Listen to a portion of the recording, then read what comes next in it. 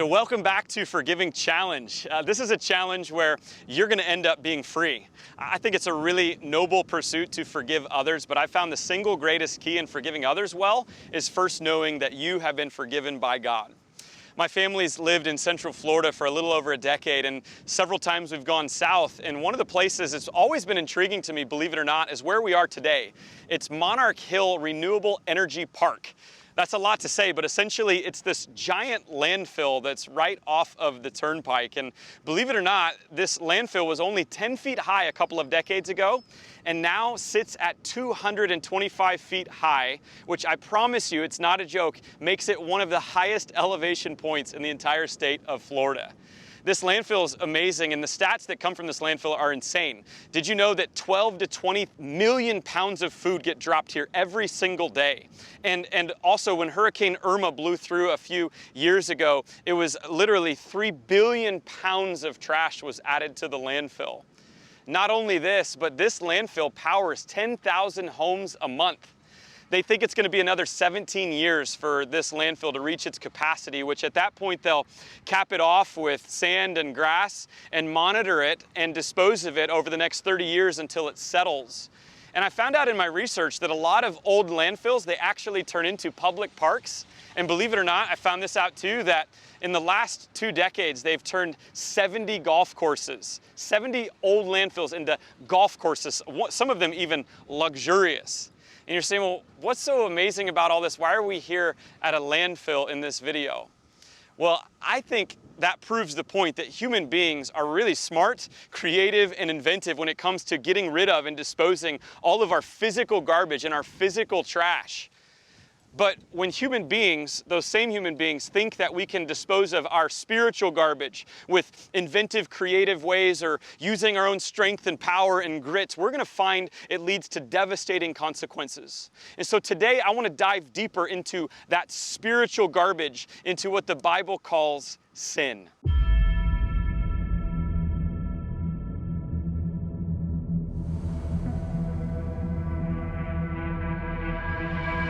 Sin is a small word that packs a mighty punch. One of the most offensive things you can tell somebody today is that they are a sinner. But the reality is we all make bad decisions and poor choices. And we are, in fact, sinful. The Apostle Paul, that wrote a lot of the New Testament, tells us in Romans 3 that there is no one fully righteous, not anyone. And later he would say all of us fall short of the glory of God. So what exactly is sin? Did you know that sin is an old archery term that means to miss the mark? And so if you picture a dartboard, if bullseye is the mark intended to hit, that means that anything other than bullseye would be considered sin. So that means when you're playing in your mom and dad's basement and your dart hits the drywall completely off the board, that's a sin. But also the ones that are just a little bit off, that's a sin. And all of us have little misses and big misses in this life. In our nation, amazingly, most people still profess a faith in Jesus, but only 22% of American men and 33% of women depend on Jesus to overcome their sin. A third of people don't even confess the fact that they're sinners. And so let's get real. If you want to be free, the admission price into freedom begins with an admission of your sin. So let me start by putting my cards out on the table first. My name is Zach Zender, and I am a sinner. I've missed the mark in the past. I still miss the mark today, and I fully believe that even with God's grace inside of me and me trying my best representation at following Jesus, I'll miss the mark in the future. Some of my misses are really small and unintended. Some of them, though, are intended and really off. Sins of my past include greed and pride and lust and wrongful comparison. I haven't always been merciful to others when I ought to have been, and sometimes I serve myself first, even though I should serve others. I still am wrestling with this idol of comfort. And so nowhere do I want you to tell me that I have it all together and fully affirm me for who I am, because I truly want to be a greater follower of Jesus, and I hate the fact that sin gets in my way, and I want to get better and better. And I believe that for you too. And so nowhere in this 40-day journey will you tell me that you are perfect just the way you are. That's a lie. You're not. You have big misses and little misses. And I hope that the reason you're joining me in this challenge is not so that we can have a fake, plastic, inauthentic experience, but that we can truly deal with the broken, the messy, and even the worst parts of our stories. Now here's the reality, that sin can ruin you. Sin can keep you in bondage. That heap of sin can keep piling up. But what we have is a God who is stronger and greater than sin, and He can climb that mountain of sin, and He can rescue you from everything that you've done. Because here's the reality, God loves you deeply, but He also cares deeply about who you are becoming.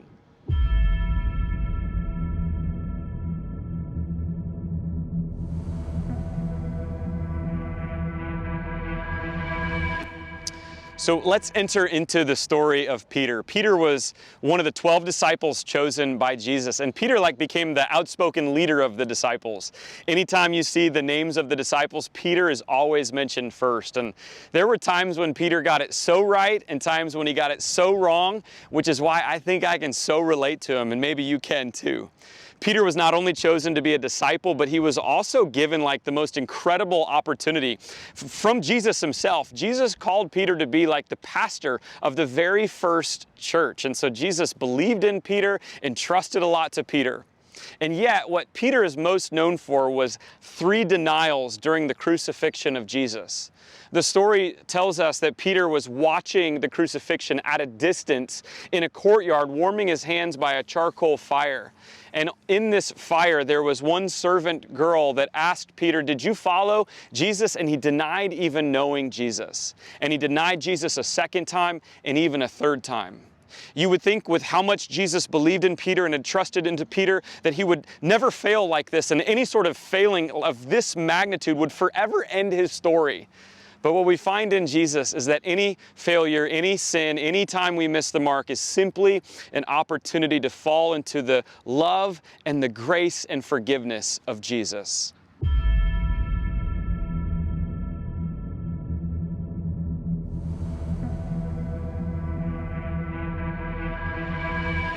In the last videos, we talked about how Jesus burst into the quarantined room filled with disciples. And it looks like the author of the gospel, John, has every intention of closing out the gospel. In fact, the subheading in my Bible reads, "The Purpose of John's Gospel." Jesus performed many other signs in the presence of his disciples, which are not recorded in this book. But these are written that you may believe that Jesus is the Messiah, the Son of God, and that by believing you may have life in his name.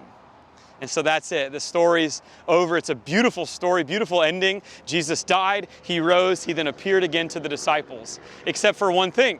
When I open up my Bible, I see there's an entire chapter still. It's John. It's the 21st chapter of John, which I counted them up, is the final chapter in all 4 Gospels, the 89th chapter.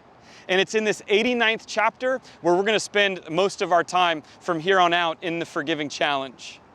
So what's so special about the 89th chapter? This is the chapter that I'm going to open up where I'm going to show you exactly how Jesus forgives Peter. Even though Peter was in the quarantined room, it wasn't until the 89th chapter that Jesus dealt with the sin and the wounds that Peter had from those sins.